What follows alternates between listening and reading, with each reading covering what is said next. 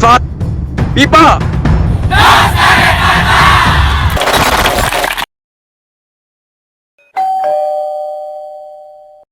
Assalamualaikum warahmatullahi wabarakatuh.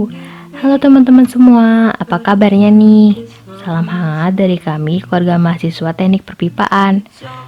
Mungkin teman-teman yang lain masih bertanya-tanya nih, sebenarnya apa sih teknik perpipaan itu? Well, aku bakalan menjawab nih.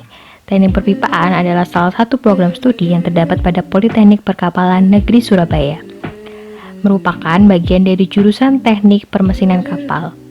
Teknik perpipaan berdiri pada tahun 2007. Program studi ini juga sudah mendapat akreditasi ALO. Selain itu juga, program studi ini merupakan satu-satunya di Indonesia. Program studi ini mempelajari bidang rekayasa perpipaan serta aplikasinya di bidang maritim dan industri. Mahasiswa program studi ini secara spesifik mempelajari pipa, mulai dari material, desain, analisa, dan manajemennya. Jangan salah kaprah, lulusan teknik perpipaan bukan berarti jadi tukang ledeng. Alumni dari program studi ini akan menjadi seorang piping engineer, dan lingkup kerja seorang piping engineer sangatlah luas.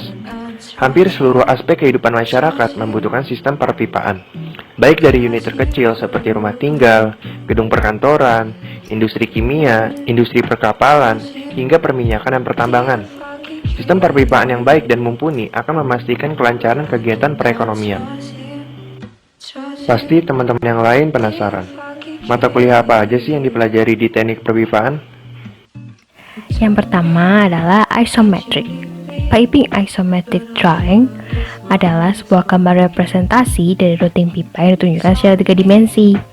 Isometric drawing tidak menunjukkan skala sebenarnya, karena poin pentingnya adalah arah dan peletakannya. Tapi isometric drawing dibuat tetap proporsional. Selain itu juga ada mekanika fluida. Mata kuliah ini tentu saja belajar mengenai fluida dan gaya yang bekerja padanya. Ini sangat berkaitan erat dengan fungsi pipa, yaitu untuk mengalirkan fluida dari titik A ke titik B, atau lanjut lagi, dari titik B ke titik C, hingga terbentuk suatu sistem proses. Nah, sebagai seorang engineer, kita juga harus bisa melakukan perhitungan dan analisa mengenai hal ini. Selain matkul yang udah aku jelasin tadi, tentu aja nih yang paling asik adalah mata kuliah praktiknya. Karena seperti yang kita tahu nih, D4 atau sarjana terapan beda loh sama S1. BTW, kalian tahu nggak perbedaannya di mana? Perbedaannya terletak pada porsinya. D4 lebih menitik beratkan pada praktik, yakni dengan perbandingan praktik 60% dan teori 40% guys. Ada beberapa mata kuliah praktik yang kita dapat di program studi ini, misalnya pengelasan. Pengelasan adalah salah satu teknik untuk menyambung pipa dengan cara dilas. Tidak heran nih jika kita mendapat mata kuliah praktik ini. Di sini kita bisa belajar bagaimana cara mengelas yang baik dan benar, indikasi-indikasi cacat las apa saja yang masih ditoleransi atau tidak diperbolehkan, dan masih banyak lagi. Tentunya ini berguna jika kita nanti menjadi seorang piping inspector. Masih banyak lagi deh mata kuliah yang belum dijelaskan. Intinya adalah mata kuliah yang kita dapat itu semua untuk menunjang kompetensi kita ketika kita lulus dan menjadi piping engineer.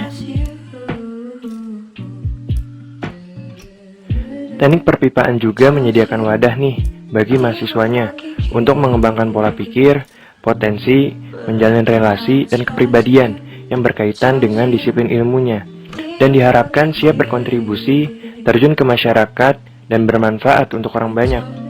Wadah ini kita sebut dengan Himpunan Teknik Perpipaan.